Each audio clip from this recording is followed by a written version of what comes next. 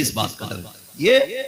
ये कुर्ता जुब्बे पजामे कपड़ों वाले लोग जानते क्यों, ये क्यों चीखती, क्या फायदा इसका? तुम्हारी बेटी अगर जींस में है इनका क्या नुकसान है? तुम्हारी बेटी अगर दुपट्टे में आ गई इनका क्या फायदा है? ये सिर्फ इसलिए मेहनत करते हैं, अगर तुम और तुम्हारी बेटी जन्नत में चली गई तो हमारा क्या जाएगा? हम तो बस वो बताना चाहते हैं जो हुजूर ने कहा है। जी बस। तुम्हारी मेरी बेटी की औकात क्या है? खुदा की कसम कायनात में अली की बेटी जैसी लाके दिखाओ। वाह वाह वाह वाह, क्या बात। आज कोई अली की बेटी जैसी बेटी लाके दिखाओ। बेशक बेशक। हाँ, करबला की पूरी तारीख पढ़ डालिए। 13 मुहर्रम से चलने वाला काफिला 27 रमजान को मदीना शरीफ पहुंचा, लेकिन तारीख किसी लाइन में नहीं मिलता कि सैयदा ज़ैनब को किसी ने बेपर्दा देखा। बताओ ना मुझे, क्या तेरी बेटी का स्टेटस क्या है? प्रधान की बेटी है, बस जमींदार की बेटी है। ज़ैनब का स्टेटस ये है, उसका बाप वलियों का इमाम है, उसका भाई शहीदों का इमाम है, उसका नाना सारे नबियों का इमाम है। बेशक बेशक, क्या बात है। वाह वाह वाह। ज़ैनब का स्टेटस, तेरी बेटी का स्टेटस क्या है? सोच तो सही, जिसको खुदा ने इतनी खानदानी इज्जत बख्शी है, भाई शहीदों का इमाम, माँ जन्नती औरतों की सरदार, बाप वलियों का इमाम, नाना नबियों का इमाम, घराना कायनात का इमाम। बेशक बेशक बेशक। वो पावर वाली 13 मुहर्रम से 27 रमजान तक कैदी बनकर रही, किसी ने बेपर्दा नहीं देखी। तेरी बेटी ने 13 साल उम्र क्या गुजारी, 10 मुहर्रम को तेरी बेटी ने मेले के नाम पे, मुहर्रम के नाम पे दुपट्टा उतार दिया। सोचो हम किधर जा रहे हैं, किधर जा रहे हैं? अगर पर्दे की बात आ जाए तो लोगों को चिढ़ हो जाती है कि ये बरेलवी नहीं है। कहा क्योंकि हमारी बेटी को मुहर्रम से रोक रहा। इतना गलत तोड़ मरोड़ के बाद बयान कर दी जाती है। हम तुम्हारी बेटी को शरीयत की हद बता रहे हैं, हम अपनी बेटियों को शरीयत की हुदूद सिखा रहे हैं। हम बताना चाहते हैं तेरी इज्जत मेले बाजारों में नहीं है, तेरी इज्जत रब ने घर की 4 दीवारी में रखी। बेशक बेशक सिखाते बेटियों को, खुदा की कसम सुने बहुत गौर से, किसी की भी बेटी, मेरी बेटी है तेरी बेटी, बाजार में जाए या मेले में जाए, कितने कंधे गैर महरम के लगते, खुद बताइए। या सारे बायजीद बुस्तामी खड़े बाजार में, या जाने वाली राबिया बसरिया के सब?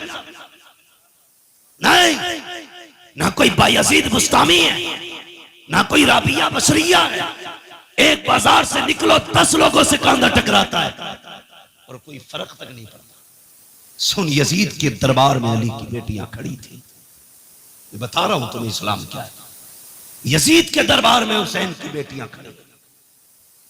हाँ, सुबह पहुंची यजीद के दरबार में और वो नशे में था शराब के। दरबानों ने कहा सुन, अली की बेटियां आई हैं।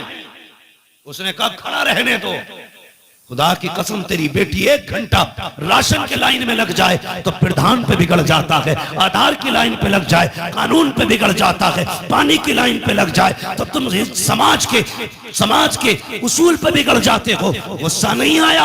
अली की बेटी सुबह से शाम तक यजीद के दरबार में खड़ी रही। ओ खुदा की कसम, शाम का वक्त आया था, सैयदा ज़ैनब ने कहा था ज़ैनुल आबिदीन का जी फूफी कब पता तो करो भाई बेटा, कब तक खड़े रहना है? पता चला जब तक यजीद नहीं आ जाता मामला खत्म नहीं होगा। शाम के वक्त में कुत्ता आया, आने के बाद तख्त पे बैठा, उसने सब पे निगाह डाली। खुदा की कसम कैदी जरूर थे, बेगैरत कोई ना था। सबके चेहरों पे कपड़े पड़े थे, सबके चेहरों पे पर्दे थे। का उठाओ इनके चेहरों के पर्दे, मैं देखना चाहता हूँ। हजरत ज़ैनब की चीख निकली, का फिजा आज हमारी इज्जत की रखवाली करना, हमारे हाथ बंधे हैं, पैरों में बेड़ियां हैं। तुमने हमारे दरवाजे पर जितने दिन नमक खाया है अब वो हलाल करने का दिन है। हजरत फिजा ने तलवार संभाली, आगे आके कहा था बेगैरत जबान को लगाम दे, अगर अली की बेटी से चादर सरक गई इस दरबार में किसी के कंधे के ऊपर कोई सर नहीं रह सकता।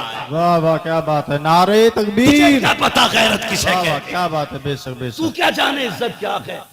तू तो बेटी को नंगा करने में कहता मेरी बेटी फैशन के दौर पे है। तुझे क्या पता हया क्या है? बेशक की कसम तारीख गवाह है। कहने लगा चलो अच्छा नाम ही बता दो। ये पर्दे वाली कौन है? हजरत फिजा ने कहा ज़ैनब फिक्र न करना, जिंदगी लौटा देंगे, तेरी आवाज को भी बेपर्दा नहीं होने देंगे, तेरी आवाज को भी बेपर्दा नहीं होने देंगे। हजरत फिजा से उसने कहा कौन है? कहा ये अली की ज़ैनब है, अली की ज़ैनब है। मुझे खुद बताओ यार, अगर आपकी बस्ती में आला हजरत की कोई बेटी आ जाए क्या करोगे तुम? खुदा की कसम उनके कदमों में तुम सोने का फर्श बिछाओगे। जी जी कि आला हजरत के घर की बेटी आई है।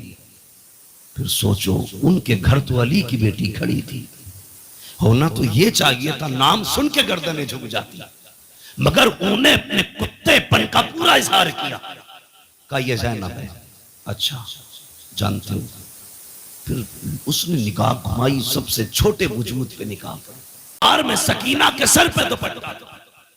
उसने कहा ये छोटी सी बच्ची कौन है जिसके पर्दे का आलम यह है कि इसका चेहरा तक नहीं खुला है, जरा इसका बताओ नाम क्या है? हजरत फिजा बोलने लगी। उसने कहा तू चुप कर, मुझे इस बच्ची से पूछना है इसका नाम क्या है। उसने कहा बच्ची तू बता तेरा नाम क्या है। 3 मरतबा आवाज दी, कोई जवाब नहीं आया। उसने कहा बड़ी घमंडी बच्ची है, ये बोलती क्यों नहीं? इमाम ज़ैनुल आबिदीन ने कहा था वो कुत्ते तू नहीं जानता, इसके गले में जो रस्सी पड़ी है फंदा इतना टाइट है कि गले की आवाज नहीं निकल रही है। अगर इसी की मुंह से सुनना चाहता है इसके गले की रस्सी ढीली कर। यजीद के कहने पर एक सिपाही आके बढ़ा, हजरत सकीना के गले की रस्सी ढीली करने के लिए जैसी करीब आया, गले पे हाथ लगाना चाहता था, दौड़ के ज़ैनब के कदमों से निपटी। वो वहां गया, वहां से हटी, ज़ैनुल आबिदीन के कदमों में लिपट गई। यजीद ने कहा था ये कैसी बच्ची है, गले की रस्सी क्यों नहीं खोलने देती? इमाम सज्जाद ने कहा था तू नहीं जानता है ये अली के घर की बेटी है, ये मर तो सकती है, किसी गैर का हाथ इसकी गर्दन को लग जाए ये गवारा नहीं कर सकती। वाह वाह वाह वाह वाह वाह, क्या बात है, वाह बहुत शर्म खूब, करो, बहुत खूब। तुम्हारी दौलत तुम्हें मुबारक। ऐसी दौलत में आग लगे जो बेटियों को नंगा कर दे। अगर मुस्तफा वाले हो गरीबी में जिंदगी गुजार देना, कभी बेटियों के सर से दुपट्टा ना उतरने देना, बेटियों के सर से दुपट्टा ना उतरने देना। शादी हो, ब्याह हो, खुशी का मैटर है ये अपनी जगह, लेकिन खुशी का मतलब ये तो नहीं है कि बेटियां नंगी हो जाएं, भाई बेगैरत बना तमाशा देखता रहे।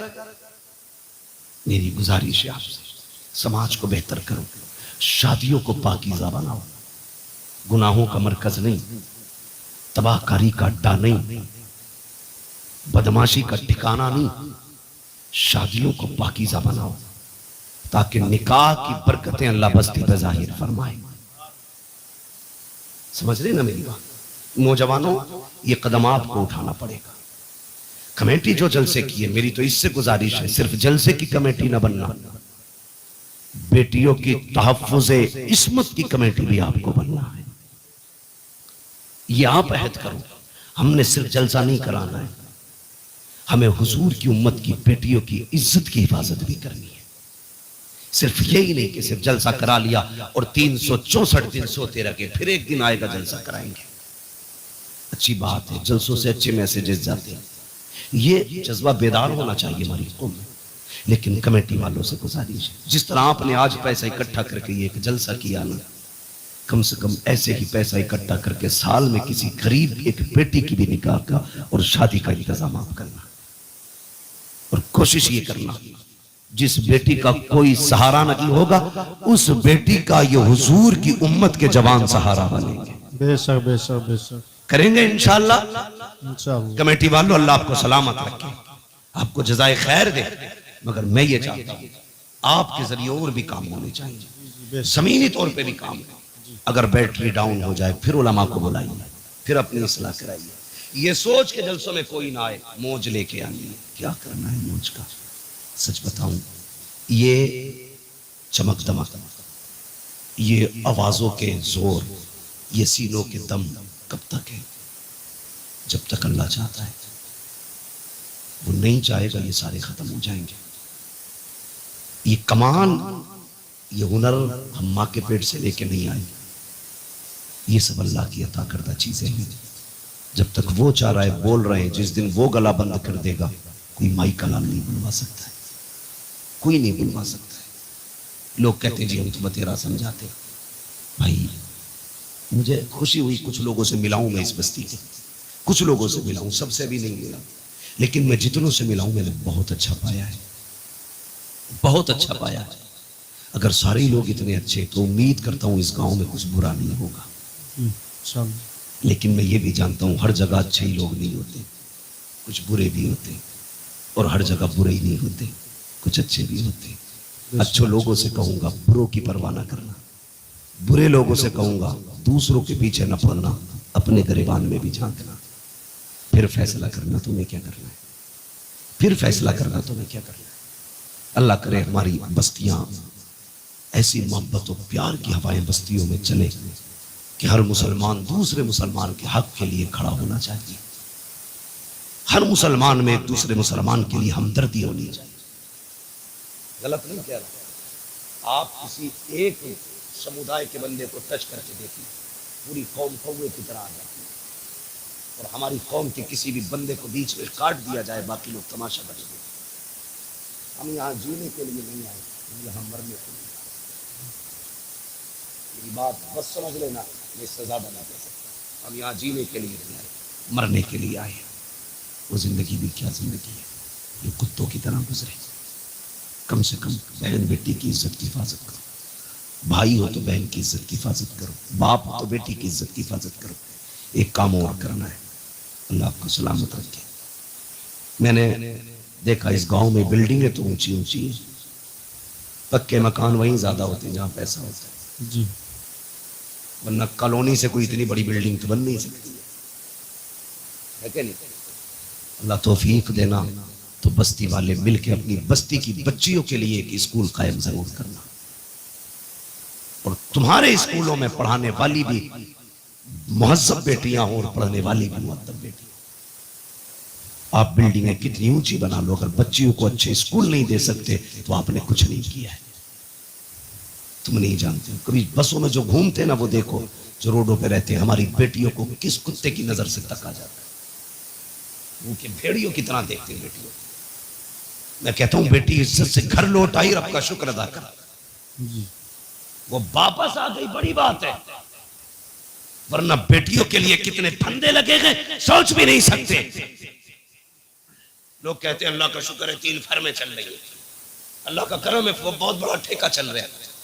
कभी ये भी कि खुदा का शुक्र है हमारी बस्ती में बच्चियों के लिए स्कूल चल रहा है। ये काम नौजवानों आपको